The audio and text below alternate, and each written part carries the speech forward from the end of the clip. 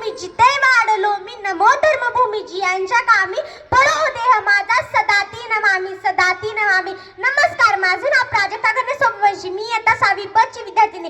कित्येक लढा लढून कित्येक बलिदान देऊन प्राणांची आहुती वाहून शेवटी हे स्वातंत्र्य आपल्या ओठी पडले.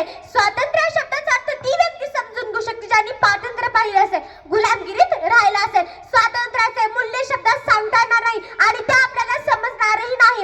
खरं तर मित्रांनो, तुम्ही आम्ही खूप नशिबान आहोत जे आपण स्वातंत्र्य भारतात जन्म घेतला आहे. तो बाकीचा त्रास स्वातंत्र्याच्या बेड्या त्या आपल्या हाती नाही पडल्या, याबद्दल आपण खरंच खूप नशिबान आहोत. मित्रांनो, भारत, हिंदुस्थान, इंडिया हे नाव जरी आपल्या ओठावर पडलं ना तर रक्त सळसळ लागतं आणि जेव्हा तो तिरंगा फडकत असतो ना ते आपल्या मनातील भावना, देशभक्ती, आदर्श, आनंद पाहायला भेटतो. किसी ने खूप कहा है कि हम अपने जान के दुश्मन को भी जान देते हैं. मोहब्बत की सी मिट्टी को हिंदुस्तान कहते हैं. जो दुनिया में दिखाई दे उसे खामोशी कहते हैं. जो आंखों में दिखाई दे उसे तूफान कहते हैं. आपल्या भारताला ना सोने की चिड़िया म्हटलं जातं. जहाँ डाल डाल पर सोने की चिड़िया करती है बसेरा, वो भारत देश है मेरा. तो भारत देश है मेरा. तर आपल्या भारताला सोने की चिड़िया का म्हणतात? कारण आपल्या भारतासारखा समृद्ध कृषीप्रधान देश त्या काळात कोणता नव्हता हो. म्हणून इंग्रजांना आपल्या देशाच्या पावलं बाहेर टाकताना किती त्रास झाला असेल ना. 1857 ला सुरू झालेला संग्राम स्वातंत्र्य येणं 15 ऑगस्ट 1947 रोजी शांत झाला आणि 26 जानेवारी 1950 मध्ये आपला देश प्रजासत्ताक झाला. किती छान ना. पण तुम्हाला माहितीये, जर आपला देश स्वतंत्र झाला असेल कोणापासून? आपल्या भारतावर राज्य करणाऱ्या इंग्रजांपासून. धर्मापासून आहे तर जातीभेदापासून आहे तर आताही सुरू आहे. मैं बडा है तू बडा. शूरवीरांनी आपले प्राण गमावून स्वातंत्र्य स्वराज्य निर्माण केले.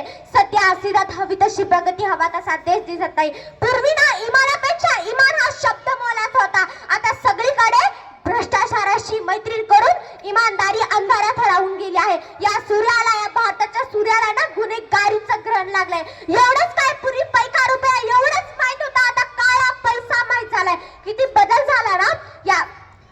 आपला देश प्रजा स्वातंत्र्य आहे, आपण मुक्त आहोत, सत्ता आपल्या हातात आहे. मग असं का होतं?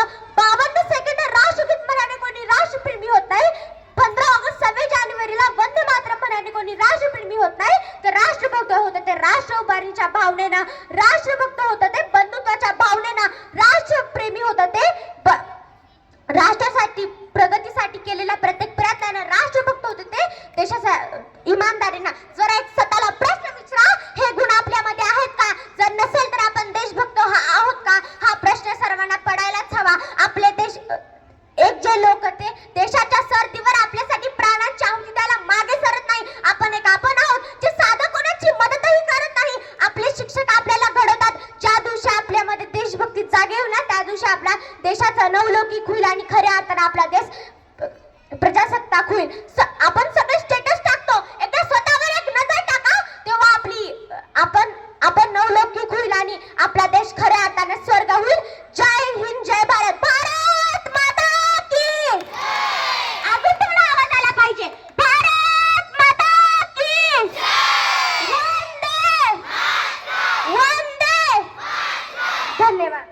अतिशय सुंदर आणि प्रकट शब्दामध्ये तिने मनोगत व्यक्त केले. यानंतर